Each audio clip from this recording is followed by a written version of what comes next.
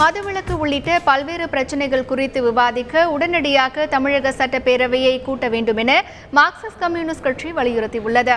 தமிழகத்தில் மதுவிலக்கு கோரி சென்னை சேப்பாக்கம் விருந்தினர் மாளிகை அருகே இந்திய ஜனநாயக வாலிபர் சங்கம் மற்றும் மாணவர் அமைப்பினர் உண்ணாவிரத போராட்டம் மேற்கொண்டனர்.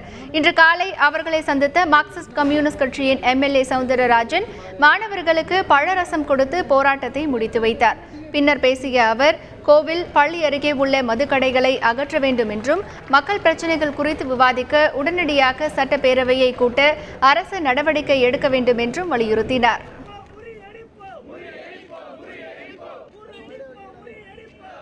நான்கு மாத காலமாக சட்டமன்றம் கூட்டப்படவில்லை.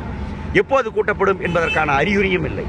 இப்போது இந்த மதுவிலக்கு பிரச்சனை, இப்போது நடந்து கொண்டிருக்கிற பெரும் பிரச்சனைகள், மாநிலம் முழுவதும் இருக்கிற சட்டம் ஒழுங்கு பிரச்சனை, கடுமையான விலையேற்ற பிரச்சனை, பல தொழில்கள் மூடப்படுகின்றன போன்ற பிரச்சனைகளை எல்லாம் சட்டமன்றத்திலே எடுத்துரைக்க வேண்டியிருக்கிறது. அரசாங்கத்தின் பதிலை பெற வேண்டியிருக்கிறது என்று கூட்டுங்கள் என்று சொல்லுகிறோம். பதிலே இல்லை.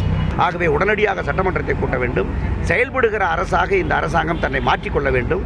மக்களை நெருக்கிக் கொண்டிருக்கிற பிரச்சனைகளின் மீது அரசாங்கம் தலையீடுகளை செய்ய வேண்டும்.